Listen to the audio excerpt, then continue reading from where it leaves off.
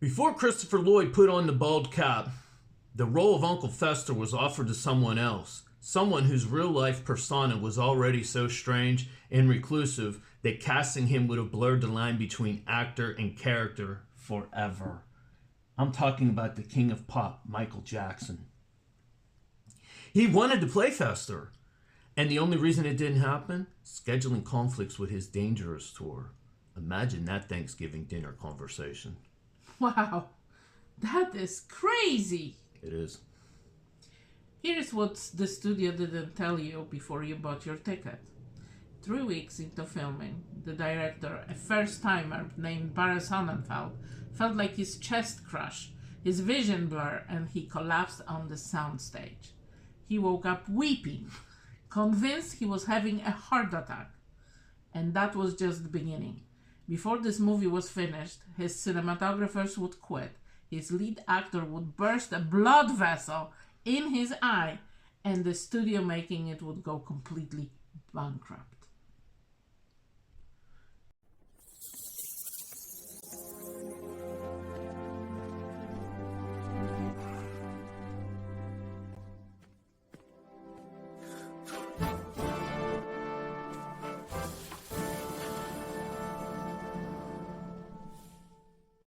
This was not with suits in a boardroom, but with execs crammed in a van. Producer Scott Rudin was heading back from a screening with 20th Century Fox bigwigs when one kid, Tom Shirax, naturally, started belting the 60s Addams theme. Dun-dun-dun-dun, dun-dun-dun-dun.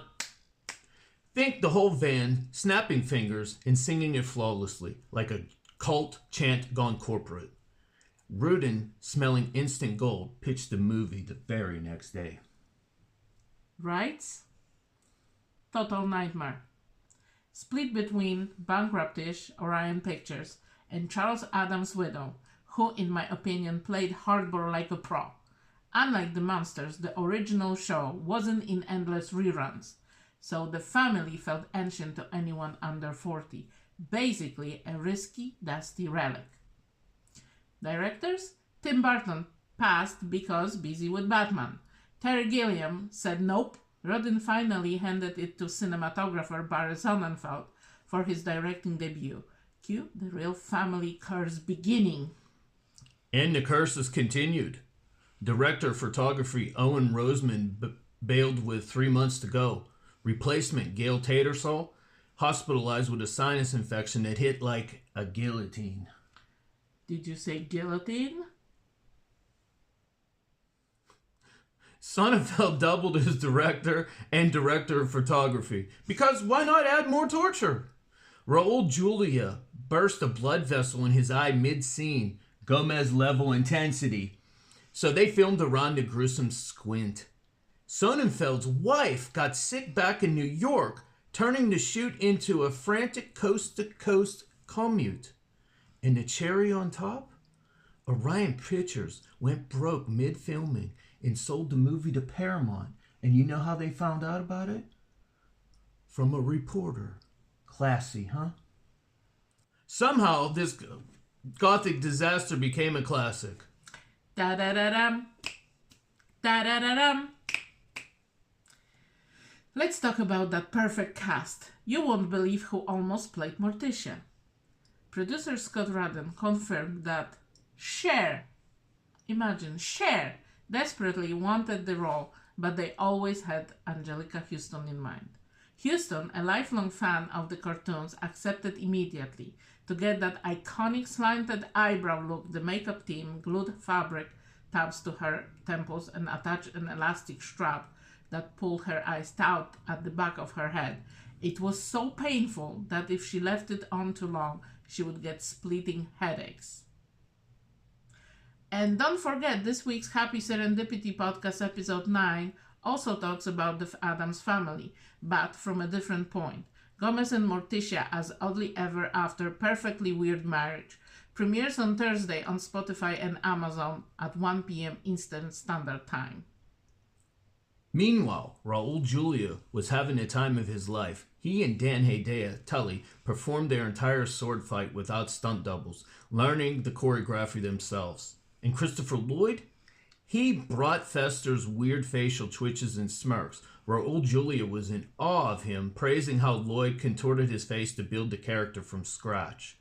And credit to Christopher Hart, magician actor behind Thing. His scenes took 4 months to film. 4, because every single shot had to be done twice. Once with the cast, then again with Hart alone in a blue suit so the effects team could erase everything but the hand. That meant 2 hours of arm makeup every single day. But the biggest story change came from a 10-year-old.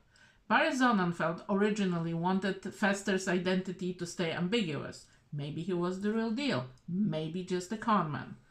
The cast hated it, so they sent their youngest Christina Ricci to make the case. She delivered such a fierce logical plea that Sonnenfeld rewrote the ending. Gordon wasn't a fraud at all, but the real Fester lost in amnesia. Wow. Okay, now it's time to put the Addams family into the guillotine, where we will either roast it or toast it.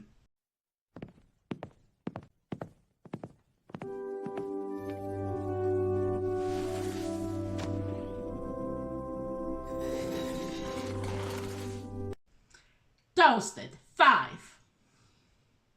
Roasted, 2. And that's a wrap. Coming next week, we will start the 3-week review of the entire Nolan Batman trilogy. That is 1 per week. You'll have 3 choices afterwards. Don't worry. No sci-fi is allowed, since there's still a strict moratorium on that shit.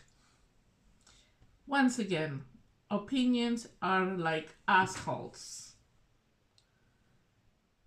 Everyone has one. What?